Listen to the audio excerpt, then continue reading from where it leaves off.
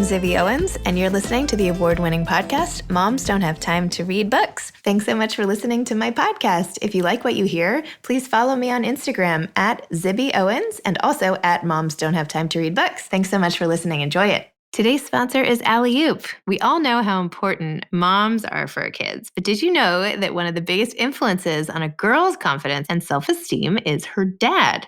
So if her dad says she's smart or fearless at sports or she can do anything she puts her mind to, she believes him, maybe more than her mom. I don't know.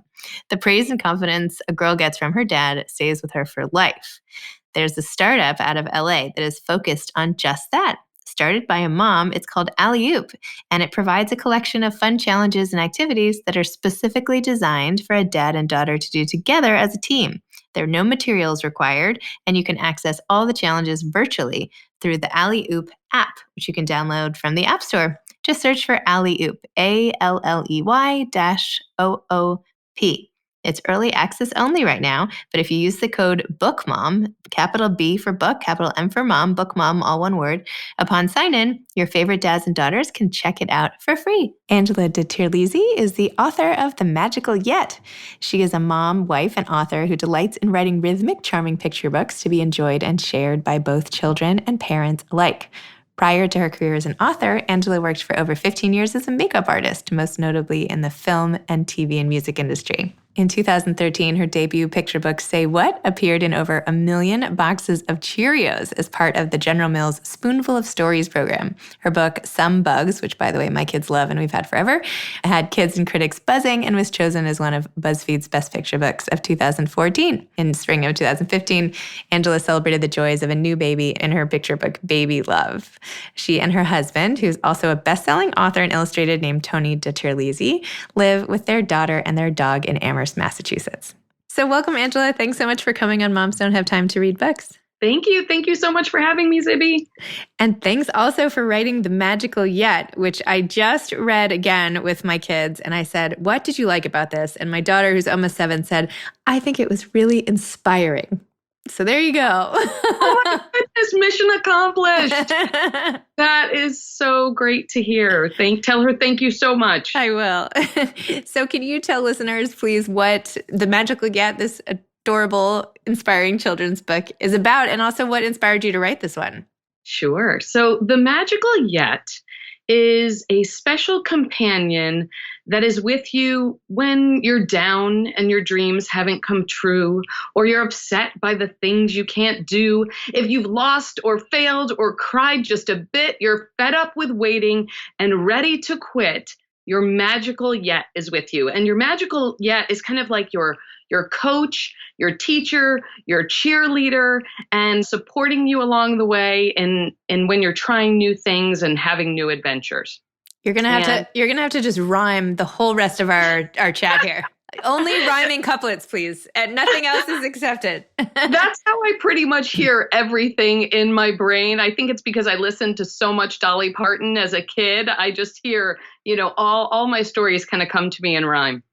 9 to 5 was one of my favorite movies. Did you see 9 to 5 with Dolly Parton? Oh, yes, yeah. Of course. Absolutely. I mean, the fact that you could be funny and beautiful and sarcastic and in charge. I mean, those were the icons that I remember, growing up and seeing those women and being like, that's what I want to be like when I grow up.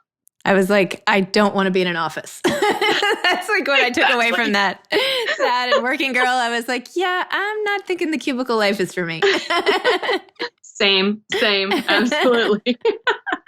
And the seed for The Magical Yet began when my daughter, who is now almost 13, was about 9 years old, and she was playing basketball on a team for the very first time. And her team had lost every single game of the season, which is just so painful as a parent to see. And it was the very last game, and she got the ball. And it was this slow motion moment in which the ball soared from her fingertips through the air and into the basket. And just as I cheered, I realized in that moment she had just scored for the other team. Oh, no. It was crushing. And so the pep talk started immediately after getting in the car, leaving the game. And the words of Dr. Carol Dweck, who is a psychologist and professor from Stanford, who talks about the power of yet, kind of came to me. And I thought, this is the thing. You're not there yet. You have not mastered basketball yet, but you will get better if you keep trying. In that same week, we had a studio assistant who worked with my husband and I. He's an author and an illustrator. And she was finishing up her senior year at college, and she wanted to be a comic book artist. And she showed up one day having a complete meltdown because she couldn't draw hands. And she said, I've thrown away my entire college career. How can I ever be a successful artist? I can't draw hands. So my husband gave her a book of drawing anatomy and sent her home and told her to draw 100 hands. And the conversation that we had was, you can't draw hands yet, but you will be able to, and you'll get better. And those two things combined, and I'm really thinking about where a 9-year-old was at, where a 22-year-old was at, and myself as a 47-year-old, sometimes we have to be often reminded that we're just not there yet. It's true. This is a timeless message because giving up is just so much easier than keeping going. Absolutely. Absolutely. It's timeless. And right now it feels extremely timely as well, because there's just so many things we can't do yet, and we're having those conversations too. We're not returning to life as it used to be yet. Our daughter is not back at school yet. People can't go back to work yet. So that has been something that I need to, again, remind ourselves of often, and became quite timely in this conversation. It's true. I feel like one of my kids' schools in particular, that is one of their sort of mantras, is always adding yet onto the end of a sentence. So when I saw your book, even the title of it, I was like, yes, this is like preaching to the choir here. But it's such a good message. And it's not your first children's book. And I realized that we have 2 of your other books that I have read countless times. The one about the cows going moo, and what's it called? Say What? Say What? Yes, I love that, with the cow-shaped clouds and the tweeting birds, and how you don't know what animals are thinking, and they could be saying a whole different range of things.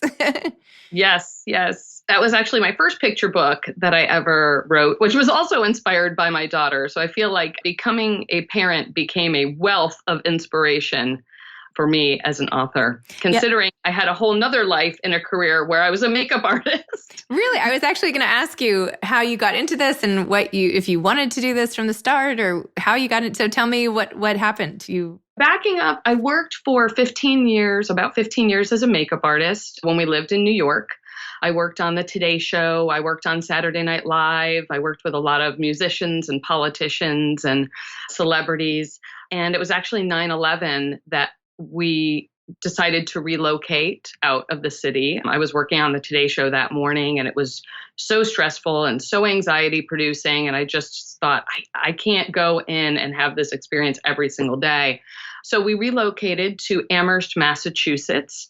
And as I mentioned, my husband's a children's book author, and there's a huge community of children's book authors and illustrators. And we're just down the street from the Eric Carle Museum of Picture Book Art, and just a great literary legacy within this community. And I joked that, I moved to a town where no one wears makeup, so I had to find a new job, which is a joke. I have a lot of friends here who wear makeup, but I realized quickly I wasn't going to be commuting the 3 hours into the city. And it was after our daughter was born that I wrote my first manuscript, and I showed it to my husband, and he said, this is really good. I think we should show it to the publisher, to Simon & Schuster. And so I showed it to our publisher at the time, and they showed it to an editor and didn't mention that I was Tony's wife, and they decided to purchase the manuscript. So that's great. I just kept going and kept writing. And so here we are 10 books later. And I'm continuing to keep writing and get inspiration, even in times like this when it's challenging to be creative. So actually, you'll have to give me advice. I sold a 2-book deal to Penguin Random House for children's books also. I saw these. Congratulations. Thank you. So I wrote the first one, but now I have to write the second one. And now I feel like, how did I even write the first one? And you've written 10, so... Every single time I have that same reaction. It's like, how did I do this? How did I get here? Why am I doing this? Does anybody want to read it? Is it terrible? I feel like I've recognized that is part of my process too. So it's just about digging into the work and thinking about, the original seeds of inspiration that got you to that first book. And it's like learning how to do, once you have a recipe for something, you can change it up, you can add some different ingredients, but it's all there. You've got it. If you had to say something that you can't do yet, that you need the encouragement of that magical yet for, what would it be? So as we talked about, all of my picture books are in rhyme. And so the thing that I've been challenging myself to do is to write a picture book that's not in rhyme. So that's what I am doing right now. And I'm going to be collaborating with my husband on that. And it's funny because I feel really comfortable on this path of like, this is how I've done things. This is how I know it's done now. I know part of my process is that insecurity, but I could always hear the rhythm in my head and writing in rhyme. And now I don't have that safety net. And so when you don't have that safety net, how does that feel? Well, it's really scary, but that's okay. I've been there before too. So that's the thing I'm having to remind myself of my yet is writing a manuscript not in rhyme. There you go. How about playing ukulele? I'm learning ukulele too right now. Awesome. I was going to say non-book related. There you go. I interviewed Roz Chast and her co-author, who I'm blanking on her name, about a book they had done. They both came with their ukuleles and played on the show because I guess they like have this little ukulele band that they take all over the place. So you know what? You can go far with a ukulele career. That's hilarious. I feel like I've seen so many ukuleles and sourdough starters in my social media feeds right now. Totally. I know. I'm like, I'm just not going to get to the sourdough. I'm just not. No, I feel like I'm not either. My baking has leveled off. I feel like I was doing a lot of baking at the beginning, and now, I don't know, maybe because my clothes are barely fitting. I've stepped away from the baking. Yeah, how about you? Well, and I was following Christina Tassi of Milk Bar fame, Yes. and she's doing a baking club every day at 2 p.m. And I started following along, and I was baking things, and everything tasted amazing and delicious. And I had made things that I'd never made before. And then I realized, okay, time to take a break. Roll back on the butter, flour, and sugar. There is something really nice. It's the same feeling of reading a children's book and like getting your hands in the sugar. There's something so satisfying and like emotionally fulfilling about both of those that like take me back to being a kid. I don't know. I feel like whenever I bake, it's me pretending I'm like a kid with my mother or something. I don't know.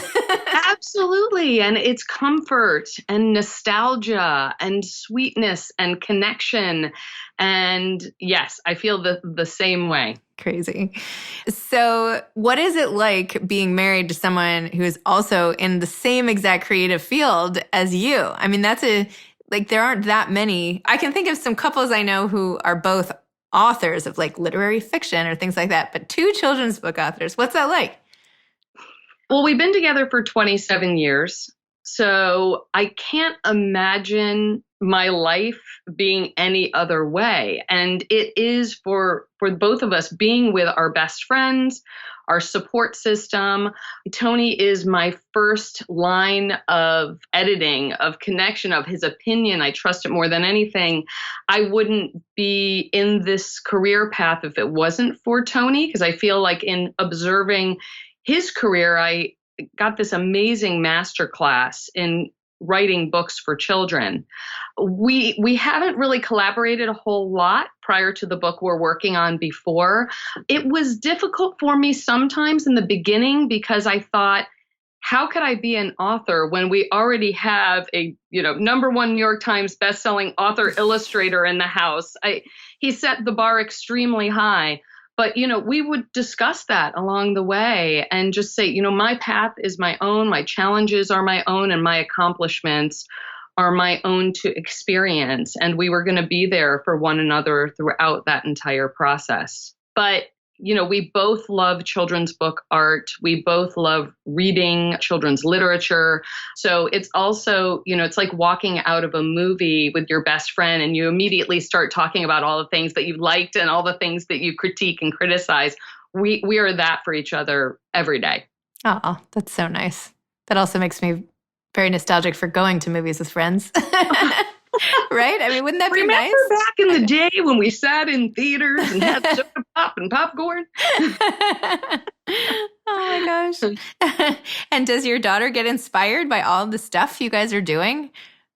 Yeah, she absolutely gets inspired by all the stuff that we're doing. I mean, we are just a creative household. We were speaking with somebody last night who is also a creative. He's a screenwriter that we're working with. And he said sometimes it can actually be a little challenging for our kids to wrap their heads around the idea that we get paid to do this thing that we love so much that takes place in our house. When I was a kid, we always equated like your parents leave for 8 hours a day and this is how much they get paid an hour and that's why they're gone. And when they come home, the paycheck is equated to that time. We don't have that. So, it's sometimes difficult to kind of set the limits of like, okay, I'm going to work a little bit and, we're going down to the studio. Tony has a studio downstairs. I have one upstairs. But, she is super, super creative. She loves to make stuff. She loves nature. She loves animals. So we are always making things. I feel like that's kind of the go-to of self-expression and of boredom is, taking a break and just sitting around and making stuff together. And what kind of stuff do you like to read when you're not writing children's books? So the funny thing is, I was always a very reluctant reader before the term reluctant reader when I was a kid. I didn't grow up in a house reading a lot of books. I didn't have parents who were modeling, sitting down and reading for pleasure. And so when I went into middle school, I got really frustrated because I loved illustrations and books. And those were waning, those kind of islands of taking a break in the middle of a bunch of words were gone. And so, I was being forced to read books like Where the Red Fern Grows and Flowers for Algernon and The Outsiders and just these really traumatic stories that, I just thought I wasn't just a non-reader. I was an anti-reader. I thought, why would anybody want to read this stuff? What do you want to read about gang violence? And so I really didn't read a whole lot from my teen years on. And it wasn't until I met Tony that I kind of rediscovered this literary childhood. But even now, I'm drawn to books with illustrations in them. I love reading books, graphic novels. I love reading picture books. I love reading art of books. I do love reading. Right now on my bedside table is Pretty Mess, the autobiography of Erica Jane, the Real Housewife of Beverly Hills. So it definitely makes for an interesting mix of books. But picture books are definitely my go-to because I'm such a fan of words and pictures together. There is something very special about that combination and something that makes it very easy to remember as opposed to the 8 bazillion other books. I don't know. A picture can just, at least for me, I feel like I'm very visual. It can take me right back. So absolutely. Well, I mean, you're such a huge reader and moms don't have time to read. I just felt like moms don't have time to write. I'm just trying to figure out that time to, make space for work time, creative time, family time, self time. I feel like, especially now in this day of social media, it makes us even more aware of the things that we're not doing for ourselves, each other, and our families. So it's just trying to parse out some balance in that and for myself. Yes, that is a huge challenge. I know. I feel like I don't have time to do anything, or I'm doing a lot of things, but I feel like I'm not doing hardly any of them well anymore, especially now, everything is quick and rushed and I'll do this and I'll do that. And, I don't know. I long for the time when I could like sit with a book and finish it and write up thoughtful questions. Like now I'm like lucky if I read half a book, but whatever. Well, because I feel like the messaging right now is like, well, you have all this time at home, but for someone like you or someone like me who, in addition to doing our job, is also creating content in this time, it's not really free time. I don't really have a whole lot of free time. It's exciting because it now is challenging us to connect in many different ways, but it's not necessarily free time in that time. Right. And you collaborate with your husband on Facebook, not story time. What's draw time? How would you? Yes. Draw time. Yes, it's called Drawn to Fantasy every afternoon. Well, we've been doing kind of just, I guess it's almost like a visual podcast in a way. So he's drawing and sketching and we're talking about books and reference, and it's interactive. Since we're doing it live, we're talking with fans and other artists. And so we're just offering a glimpse into our creative space. So I think that's the thing that we thought we could do at this time. That's the thing that's been making me feel better in this, is being of service and just saying, what can I do for others to kind of share a little bit of what we do. That's great. I know you've already included advice here for aspiring authors, but if you had one final piece of advice, maybe something that can help people get to their yet, what would it be? I would say you're never too old you'll never forget your yet. Your yet is always with you. And I think back to the places that were always the most challenging for me, the places that were the most difficult, the places where I thought I was up against, challenges that I could never overcome. And here I am, and I've made it through them and past them. So don't give up and know that there's always a place beyond where you are right now.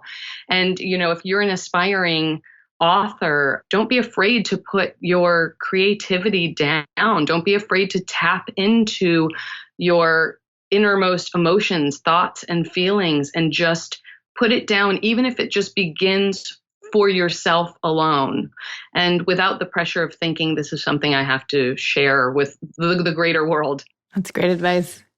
Well, thanks, Angela. Thanks for coming on Moms Don't Have Time to Read Books and sharing your story and all of your stories with the world. So thanks. Thank you so much, Zibby. Thanks for having me. My pleasure. Thanks again for listening to my podcast, Moms Don't Have Time to Read Books.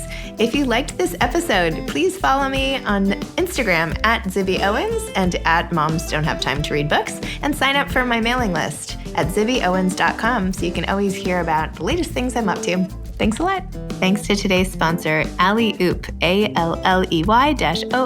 Check it out at the App Store and start bonding with dads and daughters right away for free with code BOOKMOM, BOOK, capital B, MOM, capital M, if that makes sense. BOOKMOM.